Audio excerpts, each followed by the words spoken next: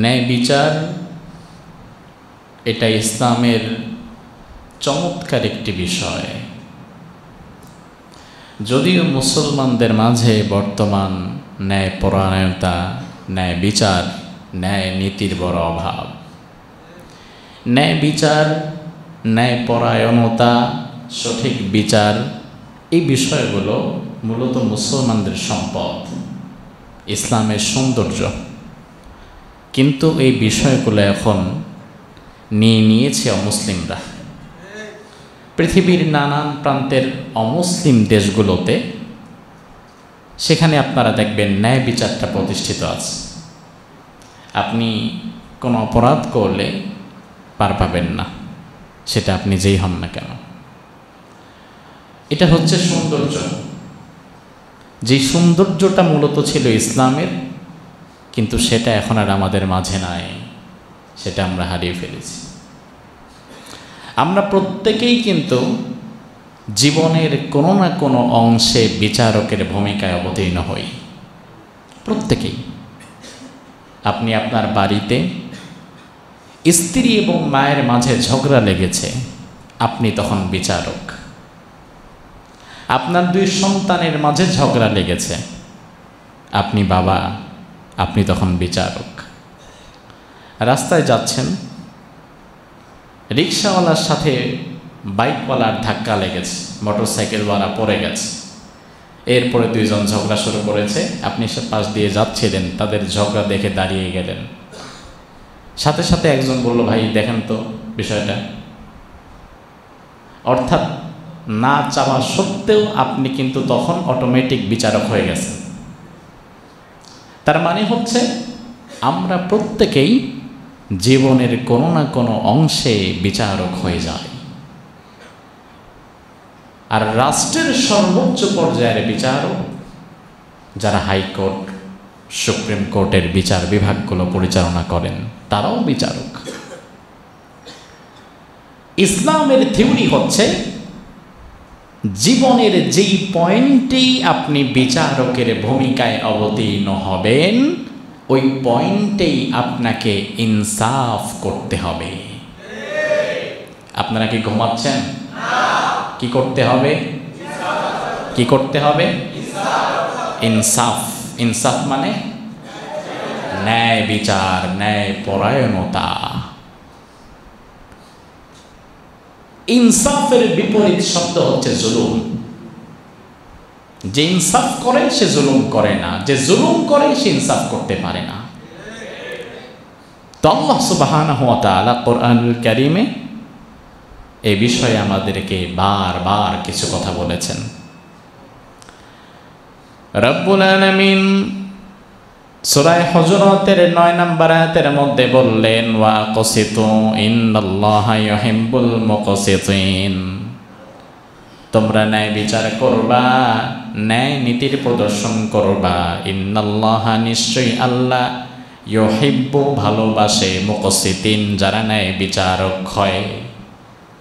তাহলে যারা ন্যায় বিচারক হয় দুনিয়াতে, তাদেরকে ভালোবাসেন কে? আল্লাহ। আল্লাহর হাবিব আরেক হাদিসের মধ্যে বললেন, কিয়ামতের কঠিন ময়দানে যখন আরশে আজিমের ছায়া ছাড়া আর কোনো ছায়া অবশিষ্ট থাকবে না, সূর্যটা যখন খুব কাছে চলে আসবে, জমিনটা তামার তৈরি হবে, ওই প্রচণ্ড গরমে মানুষ ঘামতে ঘামতে, কারো ঘাম পায়ের নলা পর্যন্ত, কারো ঘাম টাকনো পর্যন্ত, কারো ঘাম বুক পর্যন্ত, কারো ঘাম নাক পর্যন্ত, কেউ ঘামের মধ্যে ডুববে আবার উঠবে। ওই কঠিন কিয়ামতের ময়দানে আল্লাহ তাআলা 7 শ্রেণীর ব্যক্তিকে আরশে আজিমের ছায়া তলে ছায়া দিয়ে দেবেন। কয় শ্রেণীর ব্যক্তি? সাবাতুন ইউযিল্লুহুমুল্লাহু ফি যিল্লিহি ইয়াওমা লা যিল্লা ইল্লা যিল্লুহু, ইমামুন আদিল। 7 শ্রেণীর ব্যক্তিকে আল্লাহ তাআলা আরশে আজিমের ছায়া তলে ছায়া দিয়ে দিবেন, যেই দিন আল্লাহর আরশের ছায়া ছাড়া কোনো ছায়া থাকবে না। ওই 7 শ্রেণীর ব্যক্তিদের মধ্যে প্রথম নাম্বারেই হবে তারা যারা দুনিয়াতে ক্ষমতা পাওয়ার পরে জুলুম করে নাই, যারা ন্যায় বিচার করেছে। সুবহানাল্লাহ। তাহলে জীবনে যখনই আল্লাহ তাআলা আমাকে কোনো না কোনো অংশের বিচারকের দায়িত্ব দেবেন, তখন আমরা সেই অংশে, সেই জনপদে, সেই জায়গাতে ইনসাফ করব না জুলুম করব? ইনসাফ, ন্যায় বিচার।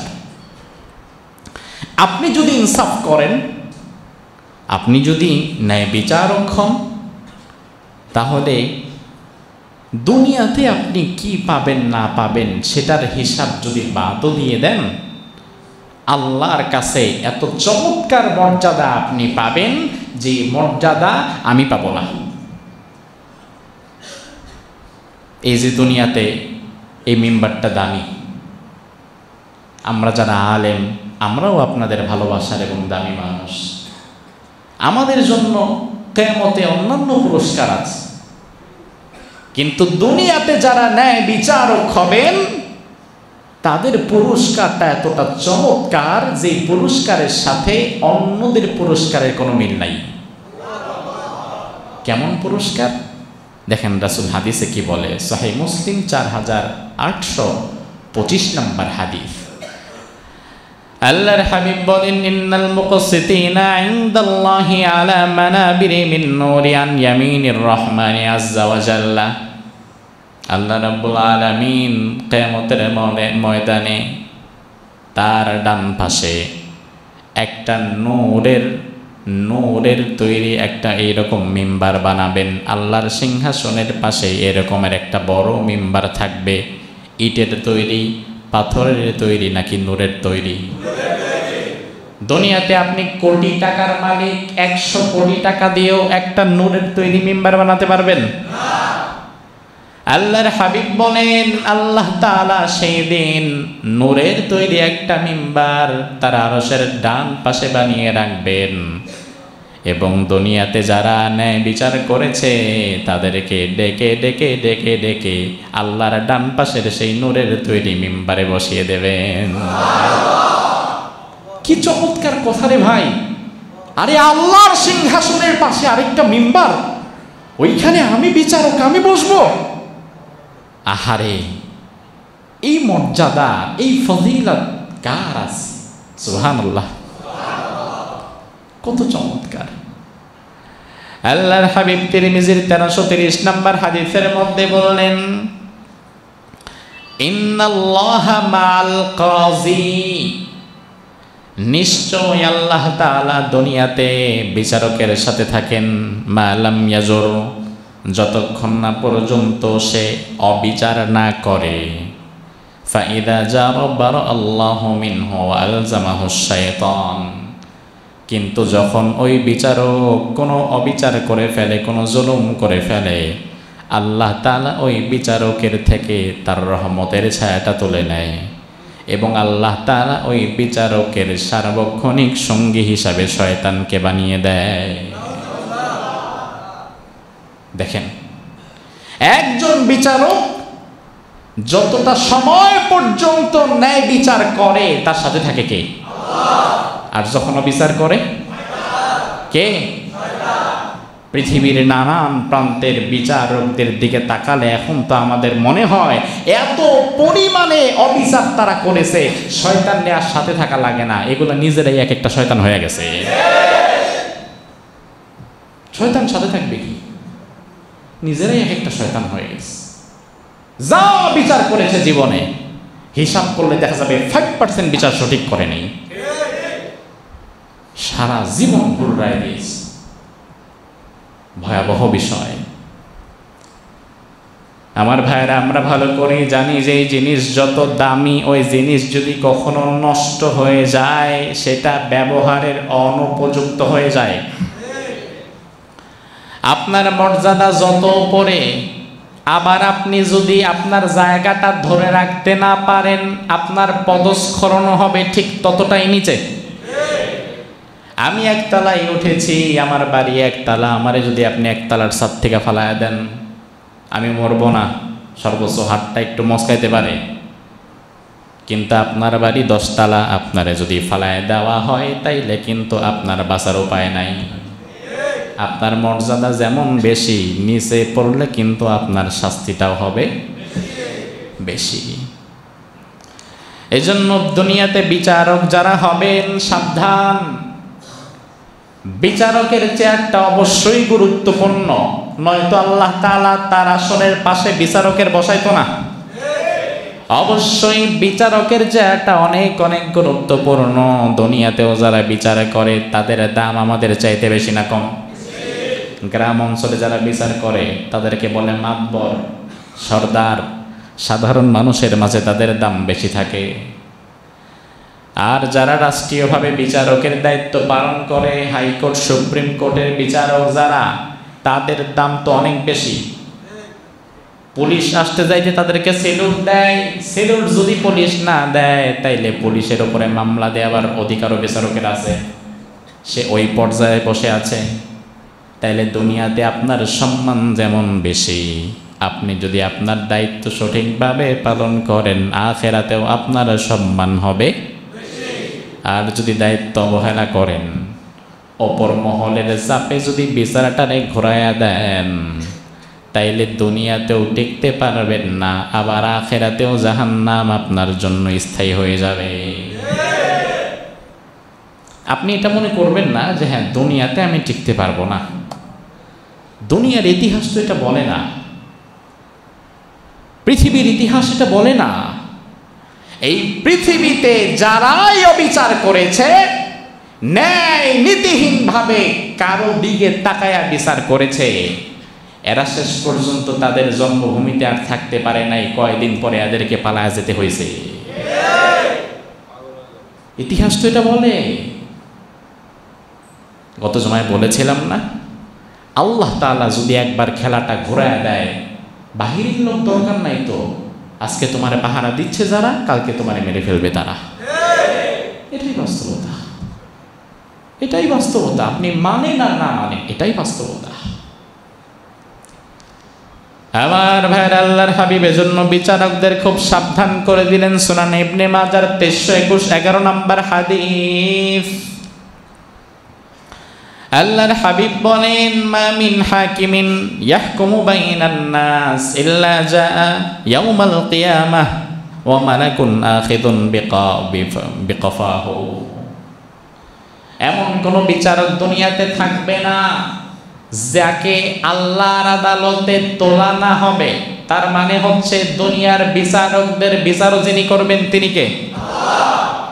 আমার আল্লাহ কিন্তু শুধু বিচারক না, বরং তিনি হচ্ছে বিচারকদেরও। রাসূল বললেন, এমন কোন বিচারক দুনিয়াতে থাকবে না যারে আল্লাহর আদালতে তুলনা হবে। কিয়ামতের ময়দানে যখন তাকে ধরে আনা হবে, ওয়া মালাকুন আখিদুন বিকাফাহু, একজন ফেরেশতা ওই বিচারকের ঘাড়ের মধ্যে ধরে রাখবে উঁচু করে। এরপরে ফেরেশতা সুম্মা ইয়ারফাউ রাসাহু ইলাস সামা, ফেরেশতা আসমানের দিকে তাকাবে। আসমান মানে উপরের দিকে তাকাবে। উপরে কে? দুনিয়াতে তুমি বিচারক রায় দেওয়ার আগে যেমন উপরের দিকে তাকাইছো, উপর মহল থেকে কি নির্দেশ আসে এটা দেখার চেষ্টা করছো। তোমার সামনে তো আইনের বই সব রাখাই আছে, উপরে তাকানোর কি দরকার? তুমি তো চাইলে এটা দেখায় রায় দিয়ে দিতে পারো, কিন্তু তুমি সেটা করো নাই। তুমি দেখতে চেয়েছো দেখি ওপর থেকে কি সিগন্যাল দেয়। ওপরের গ্রিন সিগন্যাল পেয়ে কত নিরপরাধ মানুষকে দুনিয়াতে ফাঁসির কাস্টে ঝুলাইয়া দিয়েছে, এমন হারামজাদা বিচারকও আছে না নাই? তোমার বিবেক নাই, তুমি বুঝতে পারছো না এই মানুষটা কি আসলে দোষী না নির্দোষ। তোমার তো বিবেক আল্লাহ দিয়েছে, তুমি বুঝতে পারছো এই মানুষটা কোনোদিনই দোষ করতে পারে না। যারে দেখলে মানুষের চোখ থেকে অশ্রু ঝরে, যার কথা শুনে অমুসলিম ইসলাম গ্রহণ করে, ওই ব্যক্তি যে 1000 ধর্ষণ করতে পারে না, এটা কি তুমি বুঝো না? তবুও তো তুমি রায় দিয়ে দিয়েছ, বোঝার পরেও রায় দিয়ে দিয়েছ। তোমার ঘাড়ে সেই দিন ফেরেশতা ধরে আসমানের দিকে তাকাবে, তুমি যেমনে তাকাইছিলা। ফেরেশতা তোমার ঘাড়ে ধরে আসমানের দিকে তাকাবে, ওপরের দিকে তাকাবে। এরপরে আল্লাহ রাব্বুল আলামিন যদি ফেরেশতাকে বলেন ফাইন কিলা আলকিহ আলকাহ, আল্লাহ যদি ফেরেশতাকে বলে ফেরেশতা ছেড়ে দাও, নিক্ষেপ করো, তখন ফেরেশতা ঘাড়ে তো ধরাই আছে উঁচু করে, ওই ফেরেশতা তখন আলকাহু ফি মাহওয়াতিন আরবাইনা খরিফান, এমন ভয়ঙ্কর একটা জাহান্নামের কাছে নিয়ে আপনার ঘাড়টা ছেড়ে দিবে, যেই জাহান্নামের ওপর থেকে ছাড়া হলে তলা নিতে যেতে যেতেই লাগবে 40টা বছর। দুনিয়ার বুর্জ খলিফা থেকে লাফ দিলে নিচে পড়তে 1 বছর লাগে, 1 দিন, 1 মিনিট, তাও না। আর আপনারে যখন ছাড়া হবে ওই জাহান্নামে যেতেই লাগবে 40 বছর, তাইলে বোঝেন শাস্তির ভয়াবহতা কত। যেই আগুনের গভীরতা যত বেশি, ওই আগুনের উত্তাপ এবং শাস্তিটা হয় তত বেশি। ইটভাটার আগুন দেখেন নাই? প্রত্যেকটা কথাই তো হাদিস থেকে বললাম। যদি রাসূলের হাদিসের প্রতি বিশ্বাস থাকে তাইলে প্রত্যেকটা কথা আপনি মানতে বাধ্য, আর যদি বিশ্বাস না থাকে তাইলে আপনার প্রতি আমার কোনো দাবিও নাই। কিন্তু যদি আপনি আখিরাত বিশ্বাস করেন, আমার আল্লাহর দরবারে যে আবার দাঁড়াতে হবে বিশ্বাস করেন, তাইলে রাসূলের হাদিস না মানার কিন্তু কোনো উপায় আছে? আছে? নাই। আমার ভাইয়েরা, বিচারক হওয়া খুব কঠিন, খুব কঠিন কাজ বিচারক হওয়া। আল্লাহর হাবিব বলেন মান ওয়ালিয়াল কাযা ফাকাদ যুবিহা বিগাইরি সিক্কিন, দুনিয়াতে যে বিচারক হয় বা যাকে বিচারক বানিয়ে দেওয়া হয় ওই ব্যক্তিকে যুবিহা বিগাইরি সিক্কিন, ছুরি ছাড়াই যেন তাকে জবাই করে দেওয়া হয়। দুনিয়াতে যারা বিচারক হয়, রাসূল বলেছেন যারা বিচারক হয় দুনিয়াতে, এদেরকে তো এক প্রকার জবাই করে দেওয়া হয়। হয়তো দুনিয়াতে ছুরি দিয়ে জবাই করলে এটা দেখা যেত, ব্যথাটা বোঝা যেত, কিন্তু বিচারকদের দায়িত্ব এতটা ভয়ঙ্কর, এদেরকে যেন ছুরি ছাড়াই জবাই করে দেওয়া হয়। কি কথা, কি ভয়ঙ্কর কথা! সম্মান যেমন বেশি, অপমান, অপদস্থতা এবং পরবর্তী আযাব এবং গজব হবে অনেক বেশি। আল্লাহর হাবিব আবু দাউদের 3573 নম্বর হাদিসের মধ্যে বিচারকদের 3টা প্রকার উল্লেখ করলেন। এই দুনিয়াতে 3 প্রকারের বিচারক আছে। জোরে কোন কয় প্রকার? কথা কি আমার নাকি রাসূলের? ভালো করে শোনেন, দুনিয়াতে বিচারক হবে কয় প্রকার? আল্লাহর হাবিব বলেন আল কুযাতু সালাসা, দুনিয়াতে 3 প্রকারের বিচারক হবে। ওয়াহিদুন ফিল জান্নাহ ওয়া ইসনানি ফিন নার, এই 3 প্রকার বিচারকের মধ্যে 1 প্রকার বিচারক যাবে শুধুমাত্র আল্লাহর জান্নাতে। তাইলে 1 প্রকার যদি জান্নাতে যায়, জাহান্নামে যাবে কয় প্রকার? তাইলে লোক বিচারক অধিকাংশ জান্নাতি না জাহান্নামী? তাইলে জান্নাতে কোন বিচারক যাবে আর জাহান্নামে বা কোন বিচারক যাবে সেটা জানার প্রয়োজন আছে না নাই? আল্লাহর হাবিব বলেন দুনিয়াতে জান্নাতি বিচারক হচ্ছে তারা ফারাজুলুন আরাফাল হাক্ক ফাকাদা বিহি, যে বিচারক বাদী বিবাদী উভয়ের রায় আগে, উভয়ের কথা আগে শুনবে, উভয়ের সাক্ষীদেরকে যাচাই বাছাই করবে, এরপরে সত্যটা যখন তার চোখের সামনে পরিষ্কার হয়ে যাবে, সত্যটা জানার পরে দলের দিকে না তাকায়া, ক্ষমতার দিকে না তাকায়া, পয়সার দিকে না তাকায়া, সত্যটা অনুযায়ী যে বিচার করতে পারবে একমাত্র সেই হবে জান্নাতি। সত্যটাকে জানতে হবে, সত্যটাকে জেনে এরপরে সেই সত্যের পক্ষে ফয়সালা করতে হবে। এটা হচ্ছে জান্নাতি বিচারকের পরিচয়। আল্লাহর হাবিব 2 নাম্বার বিচারকের ব্যাপারে বললেন ওয়ারাজুলুন আরাফাল হাক্ক ফাজারাল হুকম ফাজারা ফিল হুকমি ফাহুয়া ফিন নার। 2 নাম্বার হচ্ছে এমন ক্যাটাগরির বিচারক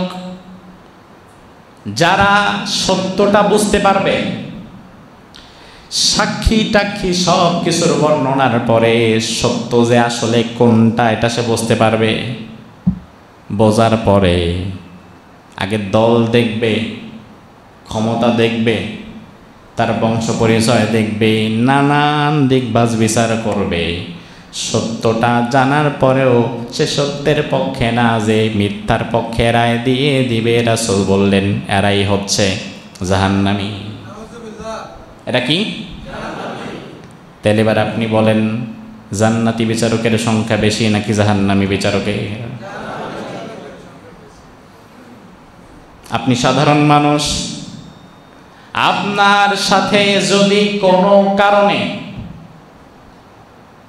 এই অঞ্চলের হর্তাকর্তা ক্ষমতাসীন ধনী কারো কোনো কারণে একটু বেঁচে যায়, আর এটা নিয়ে কোনোভাবে যদি আপনি মামলা পর্যন্ত গড়ান, দুনিয়া উল্টে গেলেও আপনি মামলায় যেতে পারবেন না। রাসূল বলেছেন এই বিচারকগুলো জাহান্নামে যাবে। 3 নাম্বার আরেক শ্রেণীর বিচারক কেমন থাকবে? ওয়ারাজুলুন কাযা লিন-নাসি আলা জাহলিন ফাহুয়া ফিন-নার। যেই বিচারকেরা অজ্ঞতা বশত রায় দিবে, অন্ধকারে ঢিল ছুড়বে। দুই পক্ষের সাক্ষী ভালো করে শুনে নাই, এরপরে ভালো করে বাছ বিচার করে নাই, সময় নেয় নাই। মাঝে মাঝে কিন্তু এমন দৃশ্য তৈরি হতে পারে, উভয় পক্ষের শুনানির পরে বিচারক প্রথম দিন বাছ বিচার করতে পারে না, কে দোষী আর কে নির্দোষ এটা নির্ণয় করতে পারে না। তখন ওই বিচারকের উচিত সাথে সাথে এই মামলার রায়টা না দিয়ে আরও কিছুদিন পরে দেওয়া, আর এর মাঝের সময়টা সে ইজতিহাদ করবে, গবেষণা করবে, চিন্তা ভাবনা করবে এবং উভয় পক্ষকে আরও তথ্য প্রমাণাদি সংগ্রহ করতে বলবে। রাসূল বললেন যেই বিচারকেরা অন্ধের মতো ঢিল ছুড়ে দেয়, এই তৃতীয় শ্রেণীর বিচারকগুলো জাহান্নামে যাবে। ও ভাই আমার, একটা মাসালা ভালো করে শুনেন।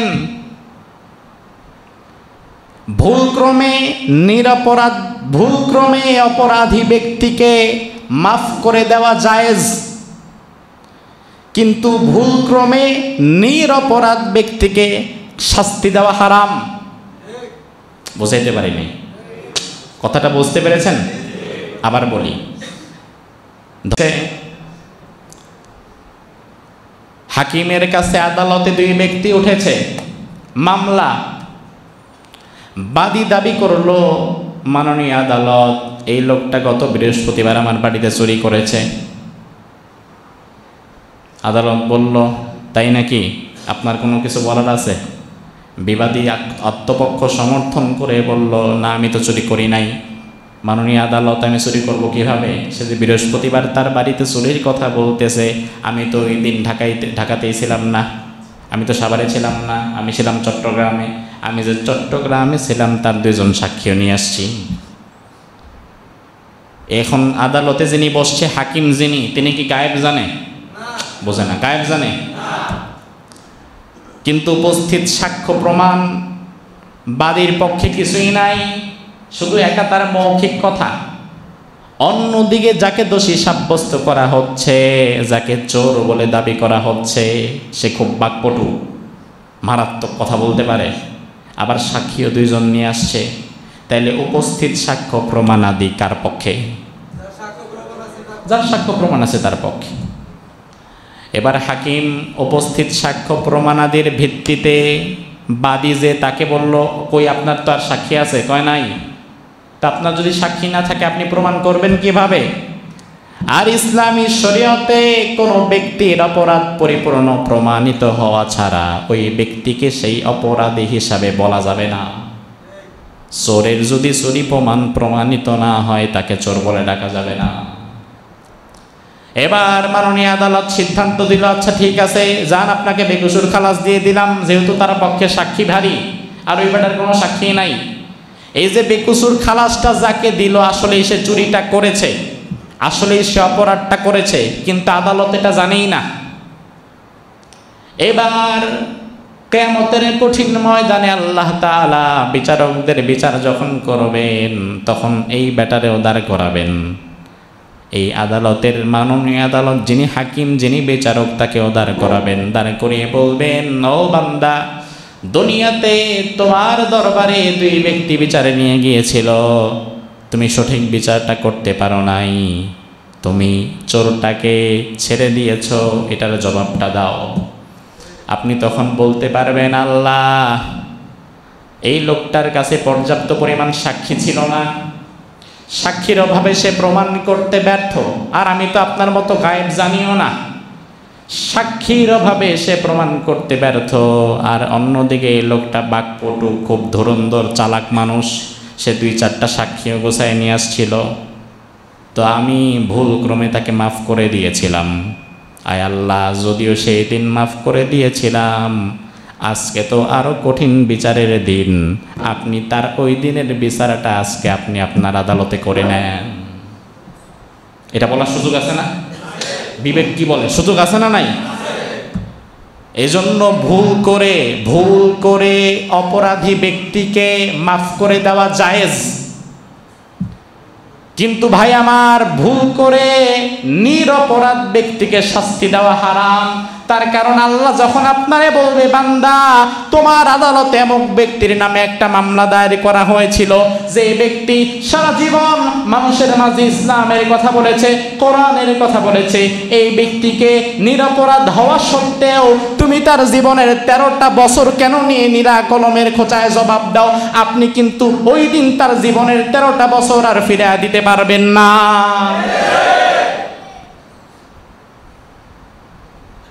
হ্যাঁ, এই জন্য বিচারক যিনি হন, আপনি খুব সাবধান ভাই। ভুল করে মাফ করে দেয়া যেতে পারে, কিন্তু ভুল করে শাস্তি দিয়েন না, তাইলে পার পাবেন না। ইচ্ছাকৃত শাস্তি তো পরের বিষয়, আপনি যদি ভুল ক্রমেও নিরপরাধ মানুষকে শাস্তি দেন, আল্লাহর আদালতে জবাব দেওয়ার মতো ভাষা পাবেন না। 13 বছর তো দূরের কথা, 13 দিন 13 মিনিট ফিরিয়ে দিতে পারবেন না, জাহান্নাম আপনার জন্য অবধারিত হয়ে যাবে, ঠিক কিনা? সাবধান। এজন্য আমার ভাইয়ের, আল্লাহ রাব্বুল আলামিন কোরআনুল কারীমে আমাদেরকে বারবার বলেছেন, বান্দা, তোমরা ন্যায়ের পক্ষে থাকবা। জোরে কোন, কিসের পক্ষে? রব্বুল আলামিন বলেন, বান্দা, ইয়া আইয়ুহাল্লাযীনা আমানু কুনু কাওয়ামিনা বিল কিসতি শুহাদা লিল্লাহ ওয়ালাউ আলা আনফুসিকুম আওয়াল ওয়ালিদাইনি ওয়াল আকরাবিন ইয়াকুন গনিয়ান আও ফাকীরান ফাল্লাহু আওলা বিহিমা ফালা তাত্তাবিউল হাওয়া আল্লা তাদিলু ফালা তাত্তাবিউল হাওয়া আল্লা তাদিলু। ও বান্দা, কুনু ঈমানদারেরা, কুনু কাওয়ামিনা বিল কিসতি শুহাদা লিল্লাহ, তোমরা আল্লাহর সাক্ষী স্বরূপ ন্যায়ের দিকে প্রতিষ্ঠিত হয়ে যাও, সব সময় ন্যায়ের পক্ষে থাকো। এরপরে আল্লাহ বললেন, বান্দা, যদি বিষয়টা এমন হয় এই ন্যায়ের পক্ষে থাকতে গেলে আইনটা তোমার বিরুদ্ধে চলে যায়, তখন তুমি তোমার বিরুদ্ধে নিজে যাও, তোমার বিরুদ্ধে গিয়েও তুমি ন্যায়ের পক্ষে থাকো। যদি এমন হয় আবিল ওয়ালিদাইন, ন্যায়ের পক্ষে থাকতে গেলে তোমার বাবা মার বিরুদ্ধে যেতে হয়, তাইলে তুমি তোমার বাবা মার বিরুদ্ধে যেও ন্যায়ের পক্ষে থাকো। যদি এমন হয় আউল আকরাবিন, তোমার পাড়া প্রতিবেশী, আত্মীয় স্বজন, দল মত, নেতা খেতা সবার বিরুদ্ধে যেতে হয়, তাইলে তুমি তাদেরও বিরুদ্ধে যাও, কিন্তু কোনোদিন ন্যায়ের বিরুদ্ধে যেও না। আমার ভাইরা দেখেন, দুনিয়াতে আল্লাহ এবং রাসূলের পরে একজন মানুষের কাছে সর্বোচ্চ মর্যাদার স্থান হচ্ছে তার পিতামাতা। সর্বোচ্চ মর্যাদার স্থান কি? ও ভাই আমার, যদি ন্যায়ের পক্ষে থাকতে হলে পিতামাতার বিরুদ্ধে যেতে আল্লাহ নির্দেশ দেয়, যেই পিতামাতার চোখের দিকে তাকিয়ে কথা বলাও ঠিক না, আল্লাহ বলে প্রয়োজনে এই পিতামাতার বিরুদ্ধে তুমি দাঁড়িয়ে যাও। এখন ন্যায়ের পক্ষে থাকতে গেলে যদি পিতামাতার বিরুদ্ধে যাওয়া লাগে, তাইলে সেইখানে তোমার দল আর তোমার নেতা কই? তুমি কার দিকে তাকিয়ে আজকে ন্যায় নীতিকে বিসর্জন দিয়েছ? তুমি মানুষ না? তোমার বিবেক নাই? তোমার আকল নাই?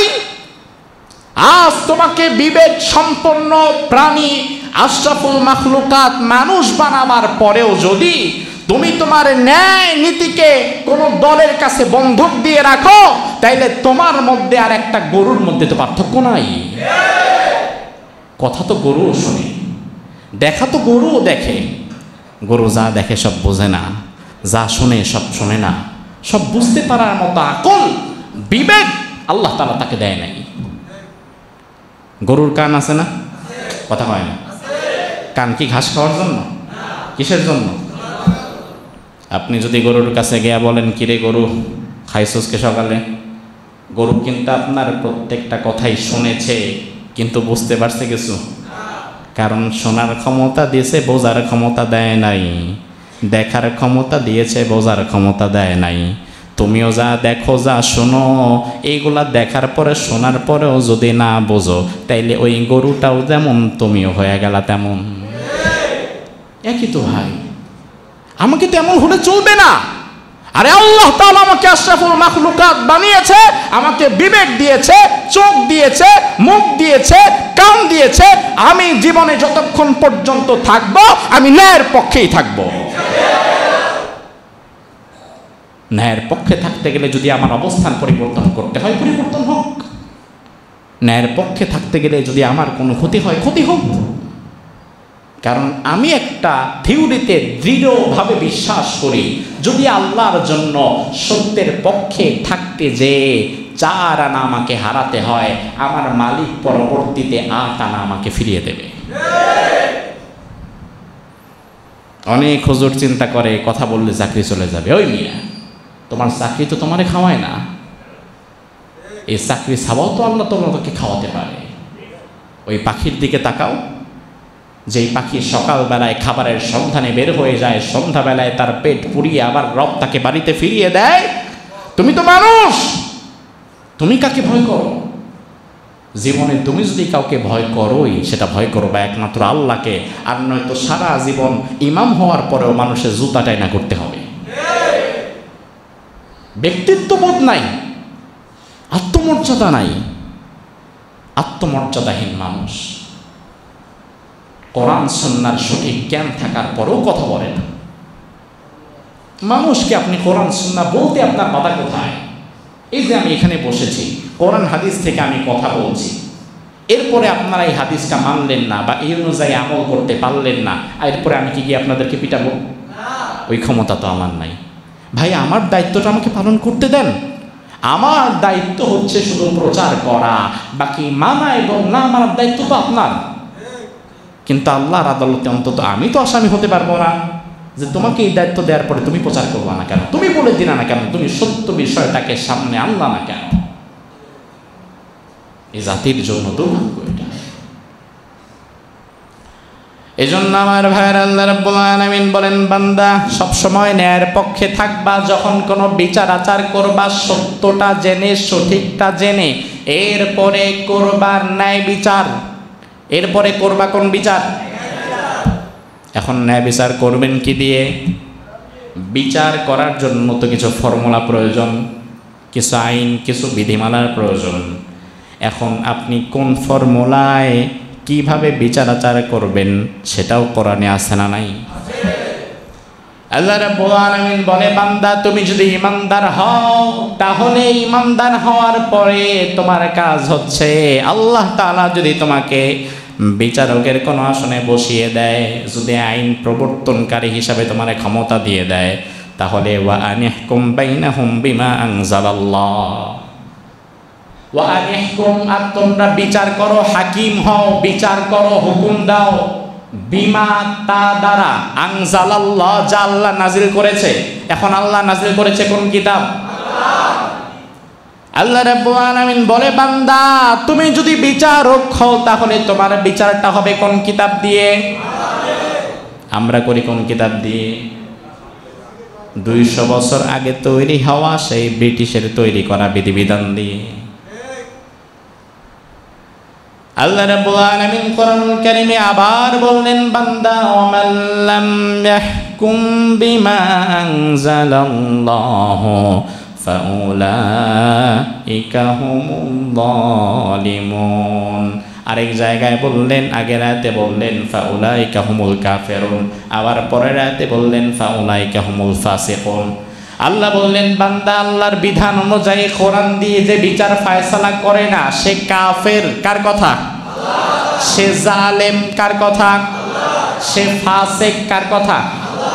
পরপর 3 আয়াতে আল্লাহ বললেন, আমার কোরআন দিয়ে যেই জাতি বিচার ফায়সালা করে না তারা কাফের, তারা জালিম, তারা ফাসিক হয়ে যায়। তাইলে এখন আল্লাহ তাআলা বুঝিয়ে দিলেন, বান্দা বিচারকের দায়িত্ব হচ্ছে বিচার করবে কোন কিতাব দিয়ে? কোরআন দিয়ে বিচার ফায়সালা করতে হবে। কোরআন সুন্নাহ এর ভিত্তিতেই হবে আপনার বিচার ব্যবস্থা। আল্লাহর হাবিব সাল্লাল্লাহু আলাইহি ওয়াসাল্লাম আবু দাউদের 3592 নম্বর হাদিসের মধ্যে বললেন, হাদিসটা এইভাবে এসেছে, আন্না রাসূলুল্লাহ সাল্লাল্লাহু আলাইহি ওয়াসাল্লাম বাআসা মুআযান ইলাল ইয়ামান। রাসূলুল্লাহ ইয়ামান দেশের শাসনকর্তা বিচারক হিসাবে একজন সাহাবীকে নিযুক্ত করলেন। ওই সাহাবীর নাম হচ্ছে মুআজ বিন জাবাল। কি নাম? মুআজ বিন জাবালকে রাসূল ইয়ামানের শাসনকর্তা হিসাবে পাঠাবেন। আজকের পর থেকে, কালকে থেকে তুমি ইয়ামান দেশ শাসন করবা। তবে পাঠাবার আগে রাসূল তাকে বললেন, মুআজ, তোমারে আমি একটা প্রশ্ন করব, জবাব দাও। কি প্রশ্ন ইয়া রাসূলুল্লাহ? রাসূল বললেন, মুআজ, কাইফা তাকদি, তুমি যখন যাবা বিচারকের দায়িত্বে যখন বসবা, তোমার আদালতে যখন কোনো বিচার আচার আসবে, কাইফা তাকদি, তুমি বিচার করবা কিভাবে? রাসূল তার সাহাবীকে জিজ্ঞেস করছে, দেখেন তুমি বিচার করবা কিভাবে বলো তো আমাকে, দেখি আগে তোমার ট্রেনিংটা ঠিকঠাক আছে কিনা। মুআজ বিন জাবাল রাদিয়াল্লাহু আনহু বললেন, ইয়া রাসূলুল্লাহ, আকদি বিমা ফি কিতাবিল্লাহ, এক নম্বরে আমি বিচার করব আল্লাহর কোরআন দিয়ে। জোরে কোন কি দিয়ে? কি দিয়ে? রাসূল বললেন, আচ্ছা মুআজ, যদি বিষয়টা এমন হয়, ফাইল্লাম ইয়াকুন ফি কিতাবিল্লাহ, এমন কোনো একটা জটিল বিষয় এসেছে তোমার সামনে, যেই বিষয়ে আল্লাহর কোরআনে সুস্পষ্ট করে কোনো কিছু নাই, তোমার জানা নাই, করবা কি? এবার মুআজ বিন জাবাল রাদিয়াল্লাহু আনহু বললেন, ফাবিসুন্নতি রাসূলিল্লাহ, যদি আল্লাহর কোরআনের সুস্পষ্ট সমাধান আমি না পাই তাহলে রাসূলের হাদিস থেকে করব, আপনার সুন্নাত থেকে করব। রাসূল বললেন, আচ্ছা মুআজ, যদি বিষয়টা এমন হয়, এমন কোনো বিষয় যেটার সুস্পষ্ট বর্ণনা কোরআনেও নাই হাদিসেও নাই, তখন তুমি কি করবা? মুআজ বিন জাবাল বললেন, আজতাহিদু রায়ি, কোরআন এবং সুন্নাহকে সামনে রেখে চিন্তা গবেষণা করে এরপরে আমি আরেকটা ফর্মুলা বানাবো। কি কোরআন সুন্নাহ বাদ দিয়ে? বাদ দিয়ে কোরআন সুন্নাহকে সামনে রেখে কোরআন সুন্নাহর আলোকে। রাসূলুল্লাহ বললেন, আলহামদুলিল্লাহ মুআজ, আমি খুশি হয়ে গেলাম, আল্লাহ তাআলা তোমার এই কাজে বরকত দান করুক, সুবহানাল্লাহ। এই জন্য আমার ভাইয়েরা, আসমানি কিতাব প্রাচীন জনপদেও ইমানদার যারা ছিল তাদের প্রতি আল্লাহর বিধান ছিল, ওই ইমানদারেরা তোমরা তোমাদের বিচার ফায়সালা করবা আসমানি কিতাব দিয়ে। বর্তমান আসমানি কিতাব কোনটা? যখন তাওরাত ছিল তখন বিচার ব্যবস্থা ছিল কোনটা দিয়ে? যখন ইনজিল ছিল বিচার ব্যবস্থা ছিল কোনটা দিয়ে? প্রত্যেক জামানায় আসমানি কিতাব যেটা ছিল বিচার ব্যবস্থা তৈরি হতো ওই কিতাব দিয়ে। আর আসমানি কিতাব দিয়ে যদি বিচার ফায়সালা করা হতো তাহলে তার সুফলটা কত চমৎকারভাবে হয়ে যেত। সহিহ বুখারীর 3472 নম্বর হাদিস আবু হুরায়রা থেকে বর্ণিত। রাসূলুল্লাহ বলছেন, সাহাবীরা শোনো, প্রাচীন জনপদের কোনো একটা অংশ আসমানি কিতাবের বিধিবিধান দ্বারা শাসিত হচ্ছিল। কোন কিতাবের বিধিবিধান? জোরে বলেন। আসমানি কিতাব, আল্লাহর পাঠানো কিতাব। ওই জনপদের একটা ঘটনা ঘটেছিল এমন, আসমানি কিতাব দ্বারা যদি কোনো জনপদ, কোনো অঞ্চল শাসিত হয়, ওই জনপদে অশান্তি থাকে না, মারামারি, হানাহানি, রাহাজানি থাকে না, ওই জনপদটা আল্লাহর জান্নাতের টুকরা হয়ে যায়। যেমন রাসূল বললেন, দেখো ওই জনপদে ইশতারা রাজুলুম মিন রাজুলিন নাকারান, এক ব্যক্তি আর এক ব্যক্তি থেকে এক খণ্ড জমি কিনল, জমি কিনেছে। জমি কেনার পরে নতুন মালিক যে জমি কিনেছে, সে পরের দিন এই জমিটা হাল চাষ করবে, প্রস্তুত করছে, জমিটা কোবাচ্ছে। জমিটা খুঁড়তে গিয়ে দেখলো জমিনের নিচে একটা কলস, এই কলসটা ভর্তি সোনা। কি কি ভর্তি? কলস ভর্তি সোনা। এই লোকটা যখন এই অবস্থা দেখল, সে উঠিয়ে সাথে সাথে, আমরা ধরেন যদি কোনো জমি কেনার পরে এমন একটা সোনা ভরা কলস পাই, আমরা কি করব? হ্যাঁ, আমাদেরকে আর পাই কি? সোনা ভর্তি কলস পাওয়ার পরে অনেক পুরুষ মানুষ আছে যার মনে মনে বিয়ে আরেকটা করার ইচ্ছা, আগে একটা বিয়ে করব, এরপরে চলে যাবে থাইল্যান্ড, এরে আর পাই কি? আর আমরা যদি পাই একটু হাজুর মানুষ যারা, আমরা তো আর ভাই থাইল্যান্ড পাটায় টাটায় যাবো না, হয়তো আমরা এটা বেচে বুঝে পরে মদিনায় গিয়ে বসে থাকবো।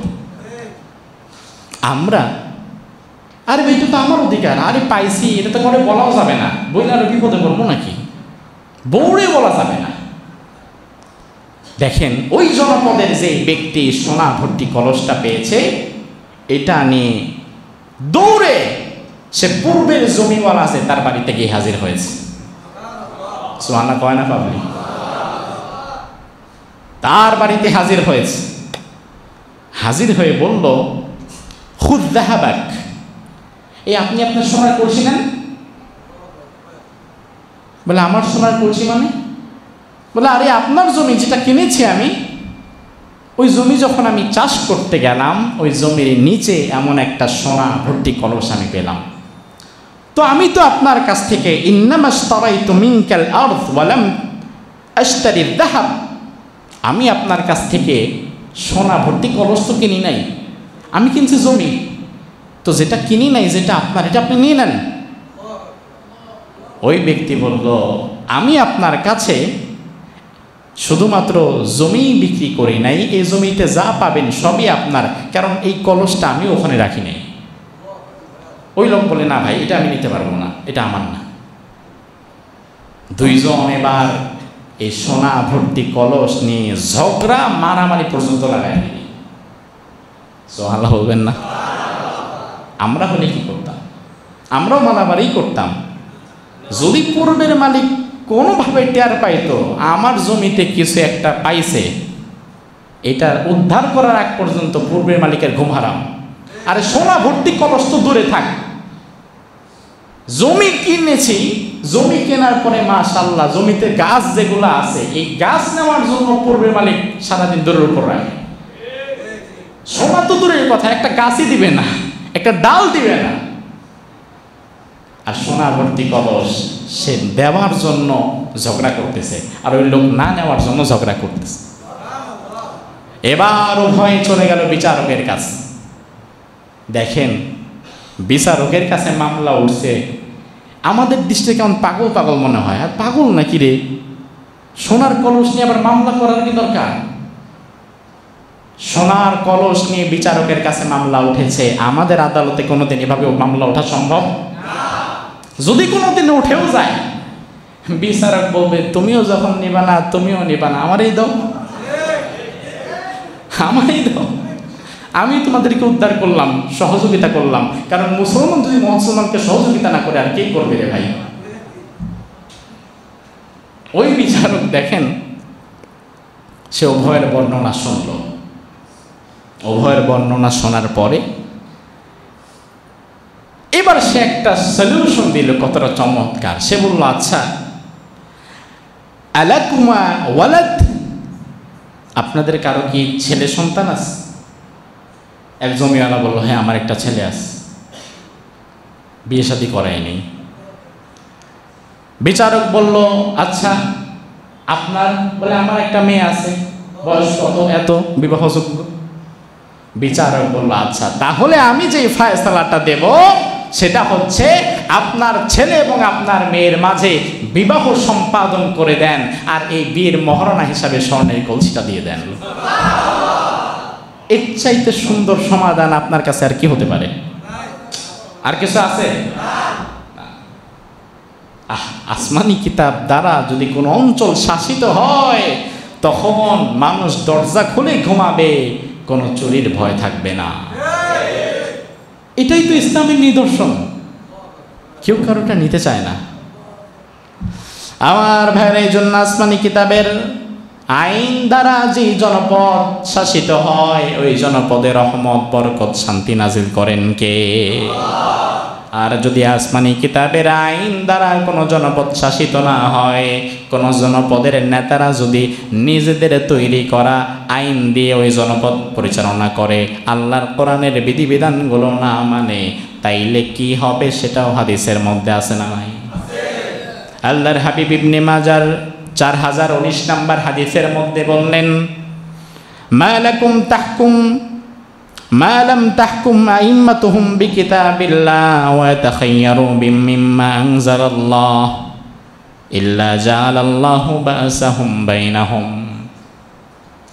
যদি কোনো জনপদের শাসক গোষ্ঠী এবং বিচারকগণ আল্লাহর দেওয়া বিধিবিধান অনুযায়ী বিচার ফয়সালা না করে, আল্লাহর বিধিবিধান অনুযায়ী যদি জমিন পরিচালনা না করে, তাহলে আল্লাহ রাব্বুল আলামিন ওই জনপদের বাসিন্দাদের মধ্যে সব সময় অভ্যন্তরীণ কোন্দল, গৃহযুদ্ধ বাঁধিয়ে রাখে। আজকে বাংলাদেশের দিকে তাকালে এই হাদিসটা আপনাকে সত্য বলে মানতে হবে। এই হাদিসের দিকে তাকান একবার, আরেকবার বাংলাদেশের দিকে তাকান। মুসলমান মুসলমানের বিরুদ্ধে যুদ্ধ করতেছে, এক ভাই আরেক ভাইকে মেরে ফেলছে, এক বাংলাদেশি আরেক বাংলাদেশিকে মেরে ফেলছে, এক বাংলা ভাষী আরেক বাংলা ভাষী ভাইকে মেরে ফেলছে, বুকের ভেতরে গুলি করছে, তার হাত তো কাঁপতেছে না। কারণ আল্লাহ তাআলা বলছেন, যেই জনপদের শাসক গোষ্ঠী কোরআনের বিধিবিধান দ্বারা জমিন পরিচালনা করে না, ওই জনপদের মাঝে আল্লাহ তাআলা বাসাহুম বাইনাহুম, অভ্যন্তরীণ কোন্দল এবং গৃহযুদ্ধ বাঁধিয়ে রাখে। তার উৎকৃষ্ট প্রমাণ হচ্ছে আমরা এক ভাই আরেক ভাইকে সহ্য করতে পারি না। কারণ কি? কারণ সে ভিন্ন মতের। কারণ কি? কারণ সে ভিন্ন দলের। আস্তাগফিরুল্লাহ। কত জঘন্য হয়ে গেছি আমরা। আপনি দেখেন, এই যে কোটা আন্দোলন নিয়ে বিগত 1 মাস এবং ভয়াবহ চিত্র বেশি হয়েছে বিগত 1 সপ্তাহ, যা হয়েছে এটা কোনোদিন হবার ছিল না। কোটা আন্দোলন কি? একদম তুচ্ছ বিষয়। কোটা বিষয়টা মানে এটা জাস্ট চা খেতে খেতে 2 মিনিটে সমাধান করে যাওয়ার মতো একটা বিষয় ছিল। হ্যাঁ, মানলাম বা মানলাম না, এই পর্যন্ত এইভাবে কথা প্রসেস চলছে না। সেই সহিংসতা বাড়তে বাড়তে এত বেশি হয়েছে, মানুষের লাশ পড়ে গেছে। গত জমায় যখন সাভারে এসেছি, আমি বলেছিলাম, সাভারের চিত্রটা দেখে আমার মনে হয়েছে আমি কোনো যুদ্ধ বিধ্বস্ত দেশে ঢুকেছি। এত পরিমাণ ভাঙচুর। এখানে একটা বিষয় ভালো করে মনে রাখবেন, যে কোনো প্রকারের আন্দোলন যদি সেটা সত্যের পক্ষে হয়, ন্যায়ের পক্ষে হয়, সে আন্দোলনে আমাদের সমর্থন থাকবে। আলেম ওলামারা আপনাদের সাথে থাকবে। কিন্তু কোন আন্দোলনের নাম দিয়ে কোন নিরপরাধ মানুষকে মেরে ফেলা, রাষ্ট্রীয় সম্পদ ধ্বংস করার কথা, এটা ইসলাম সমর্থন করে না। এটা আপনি করবেন কেন? আপনার আন্দোলন কোটা নিয়ে, আপনি কোটা নিয়ে আন্দোলন করেন, আপনি সিটি সেন্টার ভাঙলেন কেন? সিটি সেন্টার কি কোটা আন্দোলনের সাথে সম্পৃক্ত? কথা কয় না। সম্পৃক্ত না। আপনার আন্দোলন কোটা নিয়ে, আপনি কোটা নিয়ে আন্দোলন করেন। আপনি যে আমাদের সামনে কি এটা প্রাণী সম্পদ হাসপাতাল, পশু হাসপাতাল, আমি তো গত জমায় সন্ধ্যা পর্যন্ত এখানে আটকা ছিলাম। আমি এখানে এমন ভাবে ভাঙা হলো, কি লাভ? প্রাণী সম্পদ হাসপাতাল ভেঙে আপনার লাভ কি? মেট্রো রেল ভেঙে আপনার লাভ কি? এগুলো তো রাষ্ট্রীয় সম্পদ। আপনি আন্দোলন করেন, এই আন্দোলনের নাম দিয়ে রাস্তা দিয়ে একটা অ্যাম্বুলেন্স যাচ্ছে, একটা গাড়ি যাচ্ছে। হ্যাঁ, আপনি সর্বোচ্চ যদি এক্সট্রিম লেভেলে চলে যান, মাথা মোথা ঠিক নাই, মাথা গরম আছে, আন্দোলনের মধ্যে রাস্তায় নামনি কেন? সর্বোচ্চ গাড়িতে একটা বাড়ি দেন, গাড়ির একটা গ্লাসও ফাটাই দিতে পারেন, সর্বোচ্চ এক্সট্রিম লেভেলে চলে গেলে তেহদ্দুরের মধ্যে নাম দিকেন, কিন্তু গাড়িটাতে আগুন লাগাই দিলেন, মানুষগুলোকে মেরে ফেললেন। এই বিষয়টা কোনোদিনই ইসলাম সাপোর্ট করে না। এই কাজগুলা যারা করেছে তারা ফাসাদ সৃষ্টিকারী, ইসলামের দৃষ্টিতেও তারা অপরাধী। কারণ নিরপরাধ মানুষের জান মানে হেফাজতের দায়িত্ব ইসলাম মানুষকে দিয়েছে। আপনি এটা ক্ষতি করলেন কেন? আপনি অপরাধী, আপনার শাস্তি হওয়া উচিত। এই জন্য অহেতুক স্থাপনা ভাঙচুর, রাষ্ট্রীয় সম্পদ ক্ষতি যারা করেছে, যারা মানুষকে মেরে ফেলেছে, তাদের বিচার আমরা চাই। কিন্তু সেই সাথে সাথে ক্ষমতার অপব্যবহার করে নিরীহ মানুষের বুক যারা ছিদ্র করেছে তাদের বিচারটাও আমরা চাই। এক পক্ষের না, আমরা উভয় পক্ষেরই বিচার চাই। দোষী যদি উভয় পক্ষে থাকে উভয় পক্ষে বিচার করতে হবে। হ্যাঁ, সব দিকেই আপনি এটাই ইনসাফ। আর যদি আপনি একপাক্ষিক বিচার করেন এটা জুলুম। উভয় পক্ষের বিচার যদি করতে পারেন এটা হবে ইনসাফ, ঠিক কিনা? ইনসাফ করতে হবে ভাইরা আমার। যারা মারা গিয়েছে আমরা তাদের জন্য দোয়া করি। আমি তো কয়েকদিন আগেও বলেছিলাম, হয়তো যারা মরছে, যারা মারা যাচ্ছে, এরা কিন্তু অধিকাংশ মানুষ খুব ধনী পরিবার থেকে উঠে আসে নাই। ওই গ্রামের গরিব খেটে খাওয়া কৃষক বাবার সন্তান ঢাকা ভার্সিটিতে কোনোভাবে এসে সে শিক্ষা দীক্ষা শেষ পর্যায়ে নিয়ে যাচ্ছে। এখন তার তো একটা চিন্তা আছে যে আমার না আছে বাবার পর্যাপ্ত পরিমাণ টাকা, যে টাকা দিয়ে আমি আবেদনের কাছ থেকে প্রশ্ন কিনবো, আবার না আছে আমার একটা কোটা, তো আমার টাকাও নাই কোটাও নাই, আমি চাকরিটা পাবো কিভাবে? এই চিন্তা থেকে, এই ব্যথা থেকে সে হয়তো রাস্তায় নেমেছে। তো আপনি একটা সমাধান দেন। তো সেই সমাধানটা যদি হয় গুলি করে মেরে ফেলা, এটা তো কখনো কোনো সুষ্ঠু সমাধান হতে পারে না। আমি গত জমায় আপনাদেরকে বলেছি, ছাত্রলীগ আর ছাত্রদল বুঝি না, যার রক্তই জমিনে ঝরবে ওই রক্তটা তো আমার আপন, এটা আমার ভাইয়ের রক্ত। সে কোন দল করে এটা দেখার বিষয় না তো, সে তো মানুষ। আপনি তাকে মারছেন কেন? তার রক্ত ঝরাচ্ছেন কেন? অবাক করা বিষয়, দেশটা যেন এমন হয়ে গিয়েছে যেই দেশে সব কিছুর দাম আছে, মেট্রো রেলের দাম আছে, সেতু ভবনের দাম আছে, বিটিভির দাম আছে, শুধু দাম নাই বোধহয় কিছু মানুষের। মেট্রো রেল ক্ষতি হওয়াতে আপনার কান্না আসে, সেতু ভবন ক্ষতি হওয়াতে আপনার কষ্ট লাগে, বিটিভি ক্ষতি হওয়াতে আপনি তার বিচার চাইতে পারেন। কিন্তু হাজার হাজার মায়ের বুক যারা খালি করলো, যারা বোনদেরকে ভাইহারা করলো, এই মানুষগুলোর পক্ষে আপনি আসছেন না কেন? ভালো করে মনে রাখবেন, দুনিয়ার সকল সম্পদের চাইতেও একটা প্রাণের দাম আল্লাহর কাছে অনেক বেশি। কারণ আপনি আবারও চেষ্টা করলে পূর্বের প্রতিটি স্থাপনা আগের চাইতেও সুন্দর করে বানাতে পারবেন। আপনি আবারও চেষ্টা করলে আগের চাইতেও আরো সুন্দর করে মেট্রো রেলকে তৈরি করতে পারবেন। কিন্তু ওই ভাইয়ের লাশ, ওই বোনের বুকে যে রক্ত ঝরিয়েছেন, ওই বোনকে তার ভাই ফিরিয়ে দিতে পারবেন না। ওই অভাগিনী মায়ের বুকে আর তার সন্তানকে কোনোদিন ফিরিয়ে দিতে পারবেন না। অনুরোধ করব ভাই, যাই হোক না কেন, অন্তত মানুষ মেরে ফেলতে হবে এই টেন্ডেন্সি পরিহার করেন, পরিহার করেন, আল্লাহর ওয়াস্তে পরিহার করেন। কাউকে মেরে ফেলা কখনো সমাধান নয়। আজকের এই আলোচনায় আমরা যা কথা বললাম কোরআন এবং হাদিস থেকে, আমাদের কথা ছিল ইনসাফ, ন্যায়ের পক্ষে। এই জন্য আমাদের প্রত্যেক মানুষকেই, শুধু সরকার প্রশাসন না, আমাদের প্রত্যেক মানুষকেই ব্যক্তিগতভাবে ন্যায়ের চিন্তা করতে হবে। অনেক মানুষ এমন আছে যারা ঘোর বিরোধী, অন্ধ বিরোধিতা যাকে বলে, অন্ধ বিরোধিতার কারণে যদি সরকার কোনো ভালো কাজও করে তাও ভালো লাগে না। তো এগুলো হচ্ছে পলিটিক্যাল মাইন্ড সেট আপ, এগুলো রাখবেন না। ভালোটাকে ভালো বলেন, খারাপটাকে খারাপ বলেন, সাদাকে সাদা বলেন, কালোকে কালো বলেন। এটা হচ্ছে ইনসাফ। যার ভেতরে যতটুকু ভালো আছে সেটা বলেন। আমরা এই লাস্ট কয়েকদিনে দুনিয়া থেকে যারা বিদায় হয়েছে, আমরা দোয়া করছি আল্লাহ মেহেরবানি করে আমাদের এই ভাইদেরকে ঈমানের ভিত্তিতে তুমি নাজাত দিয়ে দিও। ঈমানের ভিত্তিতে তুমি তাদেরকে শাহাদাতের মর্যাদা দান করে দিও। আর যারা মেরেছে তাদের বিচার তো রাষ্ট্রের কাছে আমরা চাই। এখানে যদি সুষ্ঠু বিচার না হয় তাহলে বিচারওয়ালা কি এখানেই শেষ নাকি আরেকটা আছে? সেখানে আল্লাহ তাআলা তাদেরকে কঠিন বিচার করবে ইনশাআল্লাহ। আল্লাহ সুবহানাহু ওয়া তাআলা কোরআন এবং সুন্নাহর সঠিক কথাগুলোর প্রতি আমাদের আমল করার তৌফিক দান করুক। আমরা বলি আমিন। হাদা মা ইনদি ওয়াল ইলমু ইনদাল্লাহ আলাইহি তাওয়াক্কালতু ওয়া ইলাইহি উনীব।